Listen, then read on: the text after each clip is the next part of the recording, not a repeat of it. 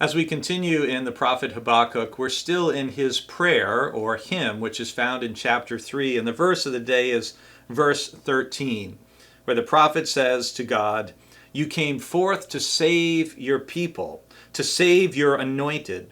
You crushed the head of the wicked house, laying it bare from foundation to roof." This idea of God saving the people.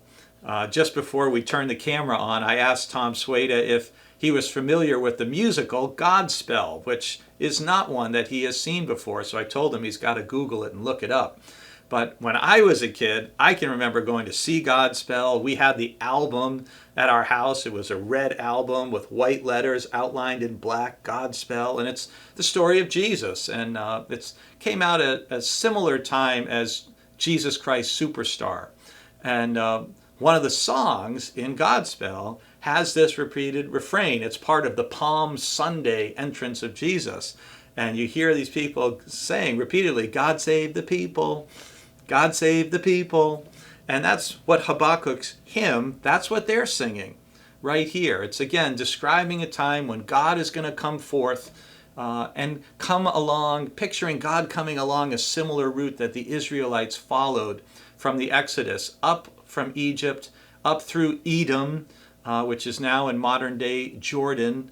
One of the things that you may or may not know is that one of the wonders of the world is the ancient ruins of Petra, which is one of the most amazing places I have ever seen personally in my life. We went there as part of our trip to Israel and Jordan in 2011.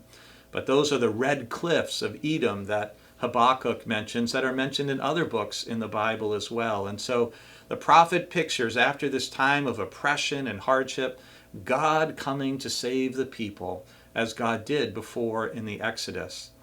And as we continue to live through these challenging times and seeing the war unfolding that the Russians are inflicting on Ukraine, the expression of the prophet, the desire, you crush the head of the wicked house and lay it bare from foundation to roof. There is a very ancient side to us as human beings.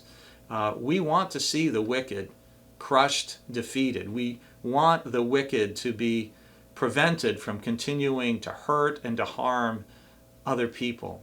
And you see that desire in Habakkuk's hymn, even as we see it in our hearts and lives today as we witness the terrible destruction and the death of so many innocent people and children in the war in Ukraine. And so our prayer is for God to save the people who are facing war, people who are facing starvation, persecution, oppression, wherever that might be. God, we pray, save your people.